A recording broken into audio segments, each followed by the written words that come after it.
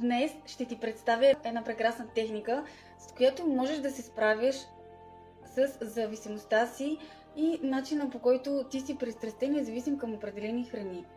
Това е много проста техника, която аз правих преди години и благодарение на нея се изчистих от емоционалното хранене. Всеки път, когато аз поглеждах храна, която обаждаше моят емоционален глад, аз си казвах: това мога абсолютно всеки друг път да си го купя и абсолютно всеки път друг път да го ям.